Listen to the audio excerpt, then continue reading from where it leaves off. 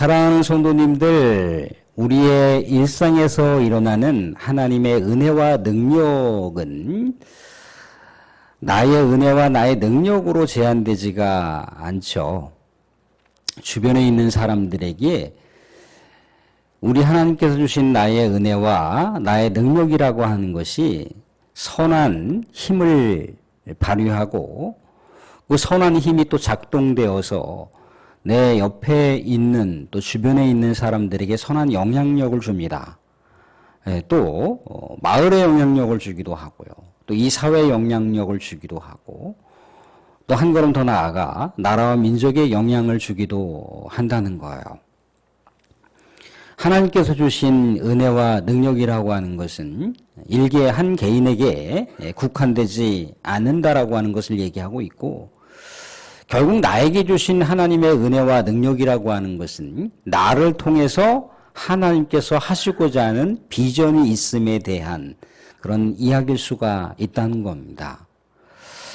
우리 성경의 이야기 중에 모세를 우리가 떠올려 보시면 이 이야기와 연관된다라고 하는 것을 알 수가 있어요. 모세는 젊은 날에 내가 뭔가 민족을 위해서 할 일을 해야 되겠다라고 열정의 불꽃을 피웠습니다.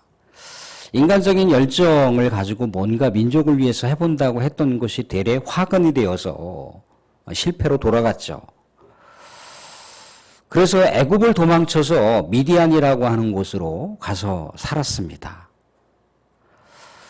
근 80세가 되도록 살았다는 거죠. 인생이 이제 황혼기에 접어들었습니다.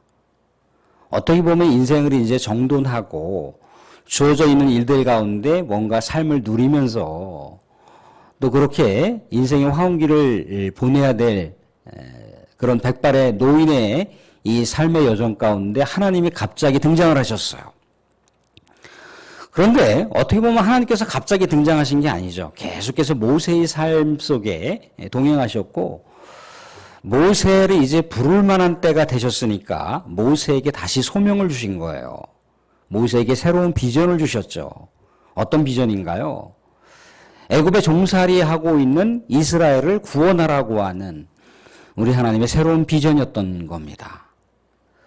근데 모세의 시편 90편을 보시게 되면 어떤 고백이 나오느냐면, 우리의 연수가 70이요 강권하면 80이라도 라고 하는 모세의 고백을 볼 수가 있어요. 이 모세의 시편 고백은 어떤 것을 담고 있느냐면, 그 당시에 사람들의 강권함과 인간의 수명을 나타내고 있습니다. 그러니까 많이 살아야 80이라고 하는 것을 고백하고 있는 거예요. 그런데 이 80에 하나님께서 모세에게 비전을 주셨다는 거죠. 애굽에 있는 이스라엘을 구원하라는 거예요. 그런데 모세에게는 이미 애굽에서 실패했던 삶의 경력이 있다는 거죠. 그 지긋지긋한 애굽을 내가 다시 들어가라고? 모세는 처음에 하나님의 비전을 거부했습니다. 두렵기도 하고 또 자신을 받아줄 만한 그런 곳이 아니라고 하는 걸 알았기 때문에 또 가면 실패에 대한 두려움, 또 애굽의 왕을 상대해야 된다라고 하는 두려움, 자기를 거부했던 이스라엘을 다시 마주한다라고 하는 두려움이 있었다는 거예요. 처음에 거부했어요. 근데 하나님께서 계속해서 모세에게 비전을 주시고 모세에게 은혜를 주시고 모세에게 능력을 주시더라는 거죠. 그래서 어떻게 했습니까? 이것은 하나님의 뜻으로 확신하고 이제 애굽을 향해서 하나님의 비전을 품고 나아갑니다. 그래서 끝내 어떻게 했습니까? 하나님의 위대한 비전이었던 이스라엘을 구원하는 역사를 이루잖아요. 그에게 주신 하나님의 은혜, 그에게 주신 하나님의 비전은 그 당사자의 비전과 당사자의 은혜가 아니라 그것은 그 민족을 향한 우리 하나님의 위대한 비전이었다라고 하는 것을 생각해 볼 수가 있습니다. 사랑하는 성도, 그렇지만 이 성경에서 모세의 이야기는요, 모세의 이야기로 제한되지 않습니다. 바로 우리의 이야기이고, 우리에게 주신 하나님의 은혜의 이야기고, 우리에게 주신 하나님의 능력과 비전의 이야기라고 하는 겁니다. 말하자면 모세처럼 우리도 이 사회를 위해서 무엇인가를 할 수 있다라고 하는 것을 시사해주고 있는 것이고, 우리도 모세처럼 민족과 나라를 위해서 무엇인가 할 수 있는 일이 있다라고 하는 것을 시사해주고 있다는 겁니다. 사랑하는 분들, 우리가 150년 전에 이 땅 가운데 이 젊은 청춘을 바쳤던 선교사들이 있어요. 젊은 청춘의 그 선교사들이 무엇 때문에 목숨을 걸고 이 한반도 조선 말기 이 땅 가운데 왔겠습니까? 그들의 미래가 뭐가 아쉬워서 이 미개의 나라라고 하는 이 조선 반도의 땅에 그들이 와야 할 이유가 무엇입니까? 그들은 하나님의 위대한 비전을 알았거든요. 하나님의 복음의 비전을 알았기 때문에 왔다는 겁니다. 복음은 우리 하나님의 영원한 생명의 가치가 있다라고 하는 것을 알았어요. 자신 속에 담아둘 수가 없다라고 하는 걸 알았습니다. 한 사람의 마음속으로 담아놓기에는 그 복음의 영원한 생명력이라고 하는 것은요, 그렇게 제한적이지 않다라고 하는 걸 알았어요. 그래서 이 민족을 품었던 것이고 나라와 열방을 품었다는 거예요. 그게 바로 하나님의 은혜이고 하나님의 비전이라는 겁니다. 하나님께서 사랑하는 성도들에게 은혜를 주셨습니다. 사랑하는 성도들에게 놀라운 여러 능력을 주셨어요.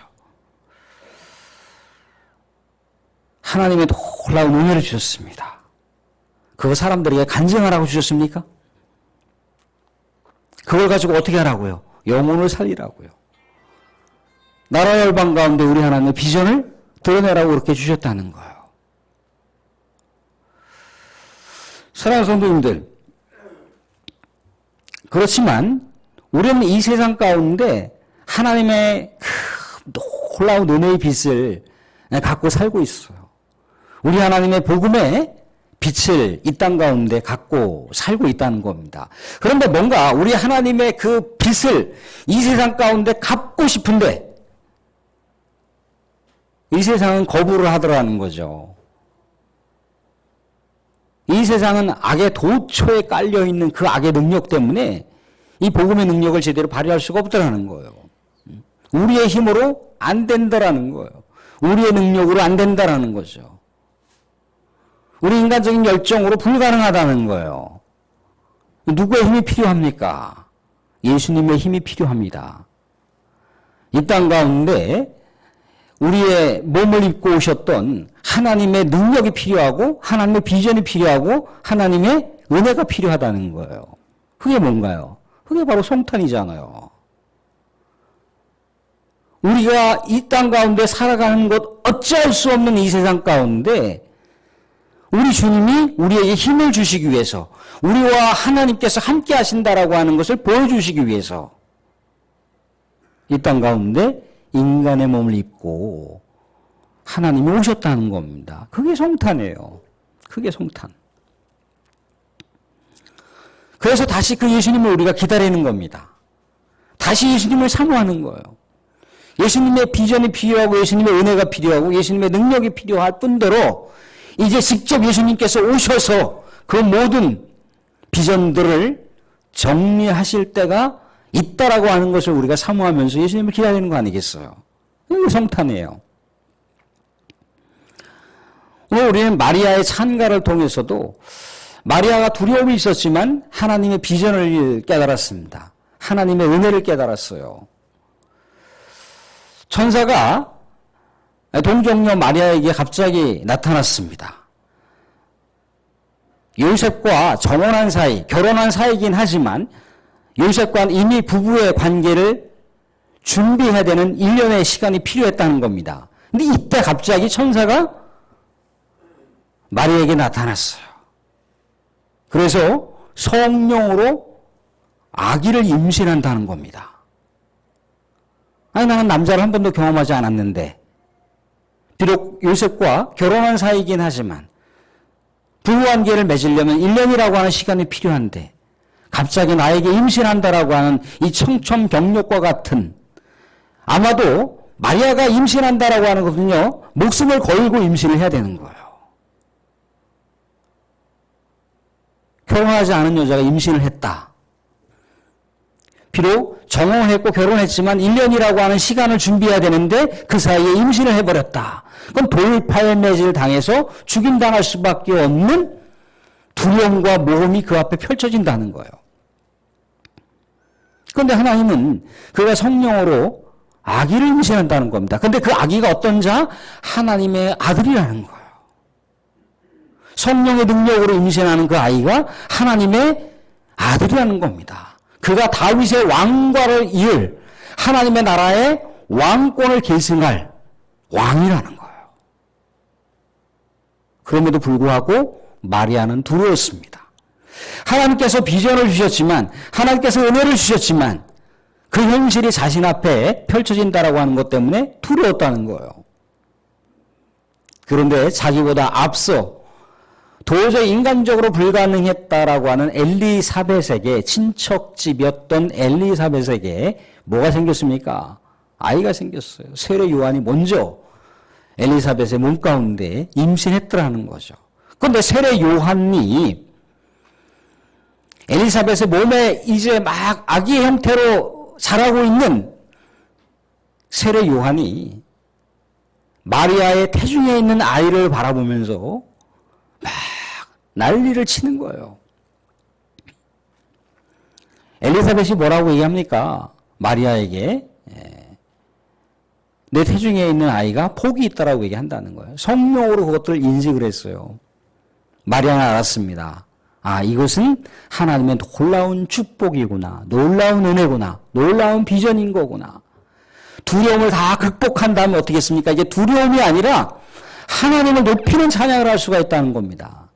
그래서 오늘 46절, 47절을 보면 하나님을 찬양하고 있어요. 내 영혼이 주를 찬양하나이다. 내 마음이 주를 기뻐하며 찬양하나이다. 찬양하는 거예요. 두려움 속에 사로잡혀 있다가 두려움을 극복하고 우리 하나님의 비전을 그의 가슴으로 새겼어요. 두려움을 뛰어넘을 수 있는 하나님의 은혜를 그가 그의 심령 가운데 성령께서 강력하게 채워주시니까 찬양을 하더라는 거죠. 하나님을 고백하더라는 거예요. 근데 어떻게 그가 이 찬양을 할 수밖에 없었는지에 대한 이유가 나오더라는 거예요. 어떤 이유가 나옵니까? 48절, 49절, 50절을 보시면 이렇게 나와 있어요. 48절 먼저 보시면, 48절은 같이 한번 읽어볼까요? 48절 읽어보겠습니다. 같이 시작. 그의 여정의 비천함을 돌보셨습니다. 보라, 이제 후로는 만세 나를 복이 있다 일컬이리로다. 49절. 능하신 이가 큰 일을 내게 행하셨으니 그 이름이 거룩하시며 긍휼하심이 두려워하는 자에게 대대로 이르는도다. 우리 하나님의 위대한 일이 자신에게 나타났다는 겁니다. 자신과 같은 비천한 여종에게 나타났다는 거예요. 성령의 위대한 역사가 자신에게 나타나자 그 위대한 역사가 이제 민족의 비전으로 이제 발현되고 있는 그런 놀라운 광경을 그가 그의 심령 가운데 고백하고 있어요. 나같이 별 볼 일 없는 존재인데 오직 하나님만 찬양하고 하나님만 의지하면서 살았는데 이러한 일들이 내 생애 가운데 일어날 수 있단 말인가? 그것도 우리 하나님의 크신 계획과 크신 위대한 역사를 펼쳐갈 수 있을 만한 그런 위대한 아들을 나에게 주시다니, 그러면서 하나님을 높이고 하나님을 찬양하고 있는 거예요. 두려웠지만 긍휼이, 하나님의 긍휼하심이 자신을 덮었다라고 하는 고백을 하고 있습니다. 이게 마리아가 우리 하나님을 높이고 찬양할 수 있었던 그 근거라는 거예요. 아니, 시골 촌뜨기 아무 별볼이 없는 여인인데 이런 여인을 하나님께서 사용하신다라고 하는 것은요, 놀라운 일이라는 거예요. 놀라운 일. 어찌 세상에 이런 일이 있을 수 있습니까? 더욱이 뭐라고 얘기하고 있습니까? 만세 나를 복이 있다 일컬어다. 모든 세대 가운데 이 축복이 있다라고 하는 고백이 터져 나온다는 거예요. 마리아를 통해서 하나님의 위대한 일이 있었다니 라고 하면서 모든 세대가 다 인정하고 칭송할 만한 일이라는 거예요. 이건 결국 뭘 얘기하는 겁니까?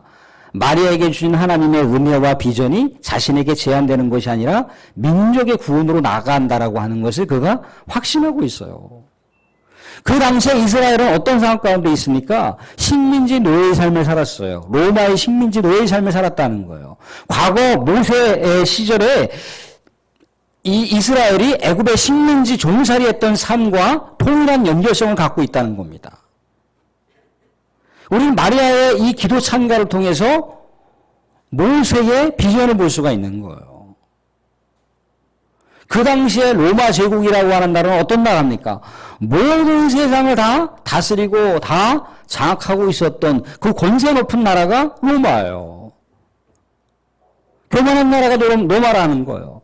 하나님 없이도 얼마든지 모든 세상을 다 우리가 지배할 수 있어라고 하면서 목이 곧았던 나라가 로마예요, 로마. 그런데 그 로마의 식민지의 삶을 살고 있는 나라가 누구라고요? 이스라엘이라고, 이스라엘.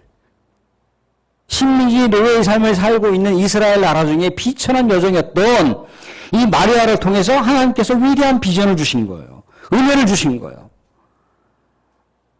다윗 왕가를 새롭게 재건할 왕의 역사를 다시 한번 이 마리아를 통해서 우리 하나님께서 이루신다는 거예요. 마리아에게 주신 아들을 통해서, 하나님의 아들을 통해서 거룩하시고 크신 일들을 이루신다라고 하는 것을 마리아가 확신하니까 두려움보다도 더욱더 기쁨으로 감격에 겨워서 우리 하나님을 노래하고 찬양할 수가 있었다는 겁니다. 그럼 도대체 그 아들, 하나님께서 마리아에게 주실 아들이 어떤 일들을 펼치기에 그런 노래를 할 수가 있었느냐 말이죠. 오늘 말씀 가운데 51절부터 55절까지가 그 비전의 말씀이에요. 먼저 51절 말씀이 이렇게 나와 있습니다. 그의 팔로 힘을 보이사 마음의 생각이 교만한 자를 흩으시고 권세 있는 자를 그 위에서 내리치셨으며 비천한 자를 높이셨고 주려는 자를 좋은 곳으로 배불리셨으며 부자는 빈손으로 보내셨도다. 이게 무슨 얘기인가요? 당시 로마의 그 권세, 그 교만한 자들을 내리치신다라고 하는 얘기를 하고 있어요. 그렇지만 하나님 앞에 낮아지고 겸손하고 하나님의 범사에 시인하고 하나님을 높이는 자들을 어떻게 한다는 겁니까? 하나님께서 높이신다라고 얘기를 하고 있어요. 결국 이스라엘이 로마로부터 독립할 수 있을 것이라고 하는 민족 구원의 역사를 그가 이 비전 가운데 담고 있습니다. 한 걸음 더 나아가서 우리 예수 그리스도를 통해서 모든 열방이 구원받을 수 있을 것이라고 하는 가능성을 이 비전 가운데 시사하고 있다는 거예요. 사랑하는 성도들, 지금 마리아는 하나님 앞에 겸손했어요.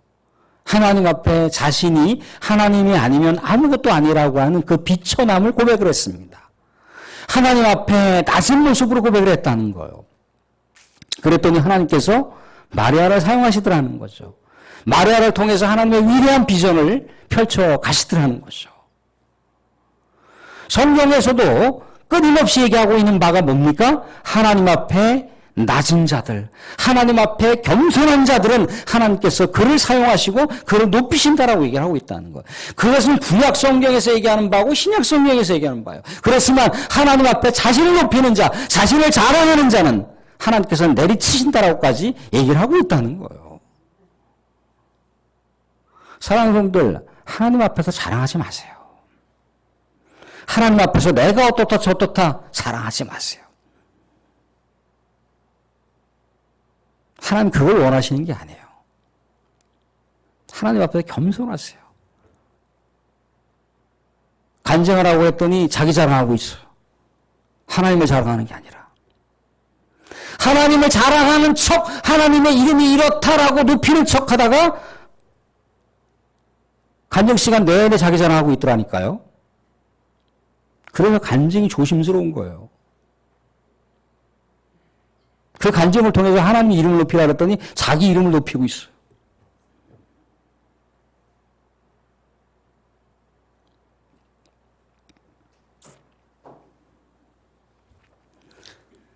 하나님을 높이는 찬양은요, 자신을 낮추고 하나님의 이름을 올리는 거예요.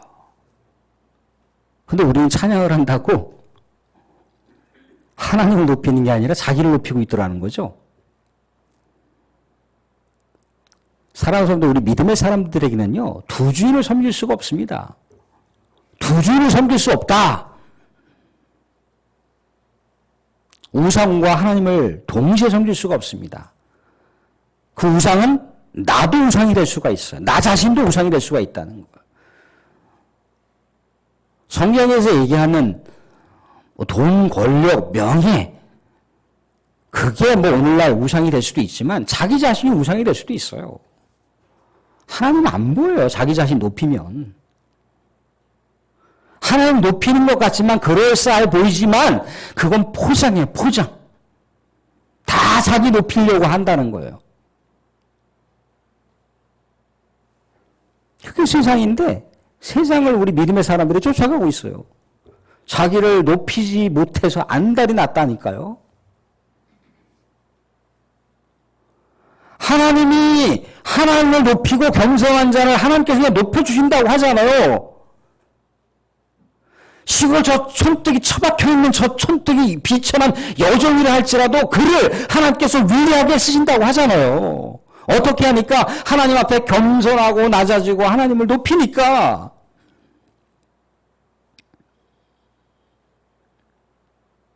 그런데 하나님의 사람들이 하나님을 안 높여요.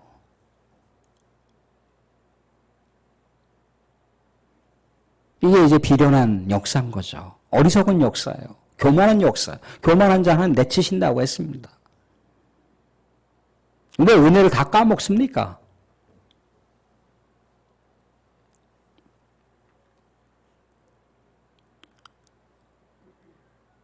자기의 우월감에 도취되고 자기 자랑에 도취되어 있는데 무슨 긍휼함이 있습니까?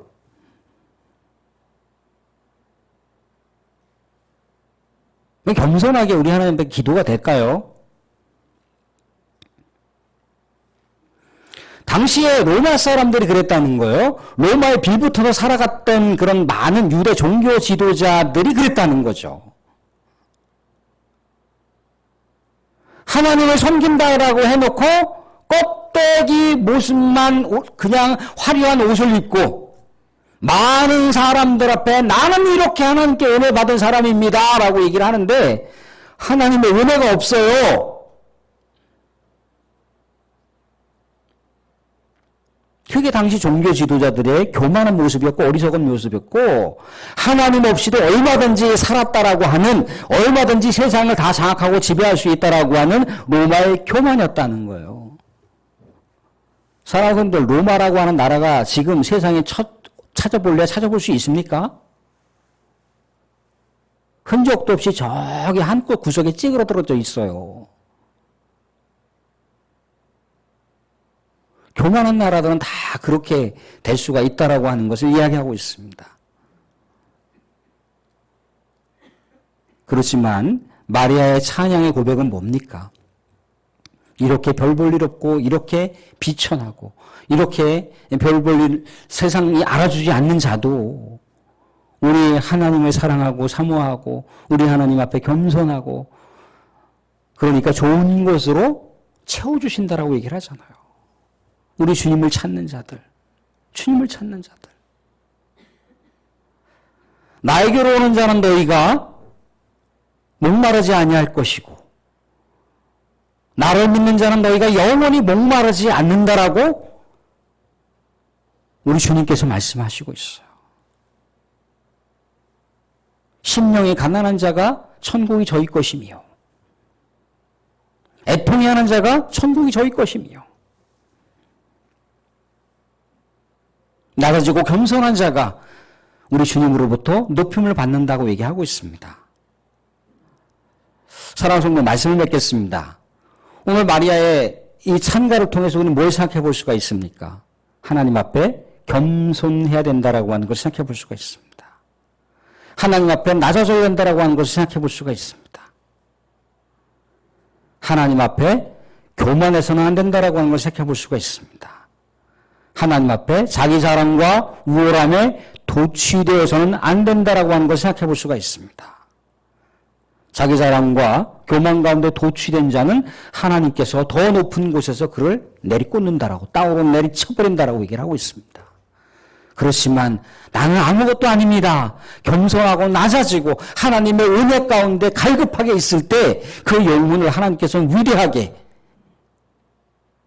나라와 민족을 구하는 일들까지 만들어 가신다라고 하는 것을 우리는 마리아 찬가를 통해서 생각해 볼 수가 있습니다. 사랑하는 성도, 우리는 여전히 이 세상 가운데 하나님의 은혜를 갈급하게 사모하는 자들입니다. 또 하나님의 비전과 하나님의 능력을 갖고 있지만 마음껏 우리가 발휘할 수 없다라고 하는 것을 우리는 알고 있습니다. 그러하게 누가 필요합니까? 예수 그리스도의 능력이 필요하고 예수 그리스도의 은혜가 필요하고 나아가 예수가 이 땅 가운데 오셔야 된다라고 하는 것을 우리는 여전히 갈급하게 주님을 찾으면서 알 수 있다는 거예요.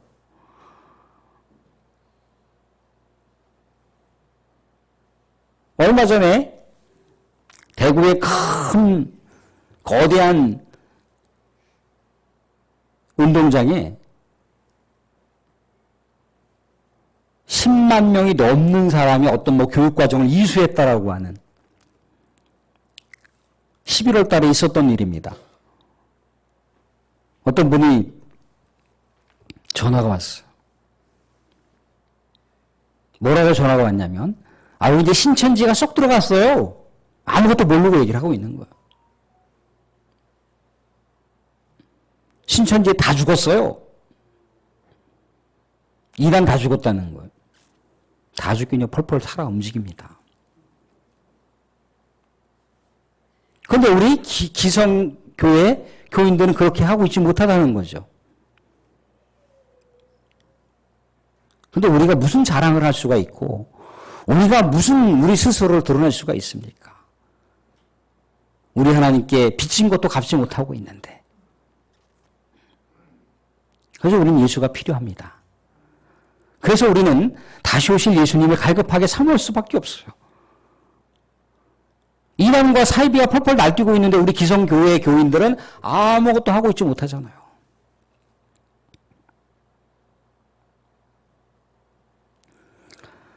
사랑하는 성도들, 그럼에도 불구하고 우리는 여전히 주님과 우리의 인생을 동행하기를 원합니다.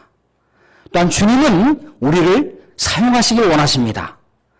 우리 이 사회를 사용하시길 원하고 또한 이 민족을 사용하시길 원하는데 그 주인공이 바로 믿음의 사람들이라는 겁니다. 믿음의 사람들이 겸손하고 낮아지고 우리 주님을 갈급하게 부르짖을 때 우리 주님께서는 그 영혼을 들어 사용하신다 하고 있습니다. 사랑하는 분들, 더 갈급하게 우리 주님을 기다리시고 주님을 맞이하기 위해 우리가 깨어 근신할 수 있기를 주님으로 축원드립니다.